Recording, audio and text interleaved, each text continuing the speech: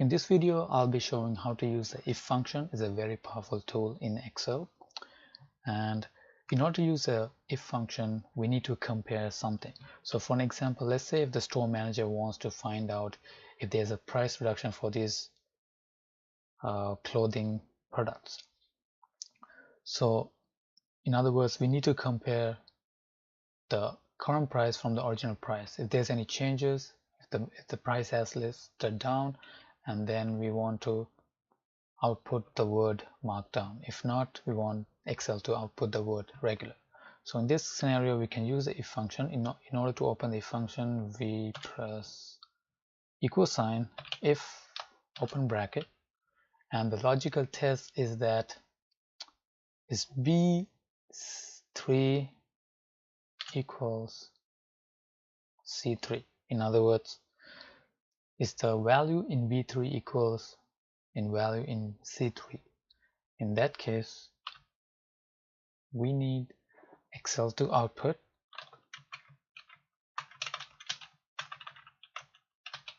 regular because there's no markdown. But if it falls, in that case there's a markdown, so we want Excel to output markdown.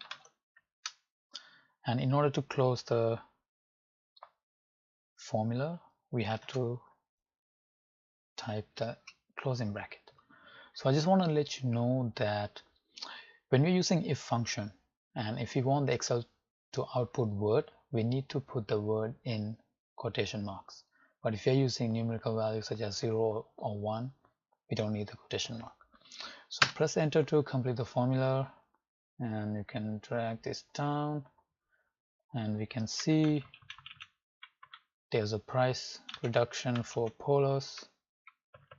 Therefore, Excel put markdown, and also for denim there's a price reduction. Therefore, the output is markdown. So this will become very handy if the store has so many hundreds and hundreds of items. So it will save a lot of time in finding out whether there's a markdown or not. So there's something else called nested if function. So that is also a very powerful tool. So let's say the store manager wants to give 15% markdown if the current weeks of supply is less than 12. It's not a percentage.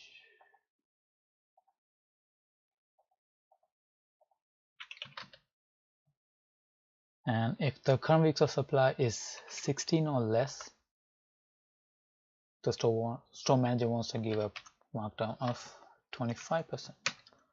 If the current weeks of supply is more than 16, then the store manager wants to give 50% markdown. Okay, so 17 and above.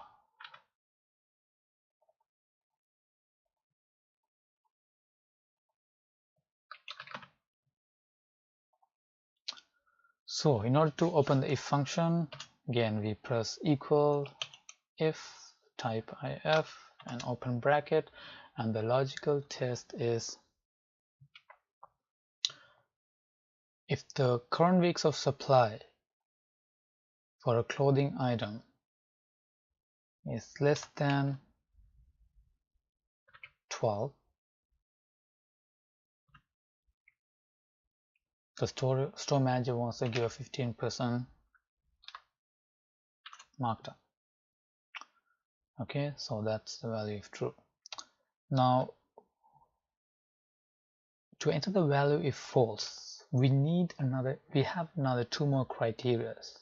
So the store manager wants to give 25% markdown if the weeks of supply is 16, and 50% of markdown if the current weeks of supply is greater than 17.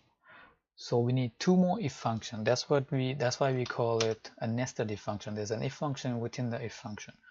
So again, we start if function if open bracket, and the logical test is if the current weeks of supply is less than 12, then the store manager wants to give 25% markdown. Okay,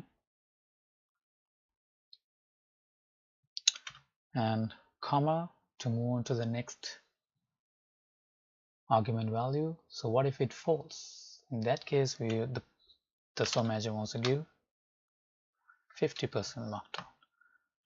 So in order to complete the formula, we have two if functions here. So we need two closing brackets, press enter, and in this case the Excel is suggesting, well, since the current week of supply is less than 12, there should be a 15% markdown based on the criteria that we input. The Excel has given the suggested markdown. So again, imagine if the store sells hundreds and hundreds of items. This if function and nested if functions become a very powerful tool and will save a lot of time for the store manager. So this concludes the if function formula, and stay tuned, I'll be posting more videos. Thank you.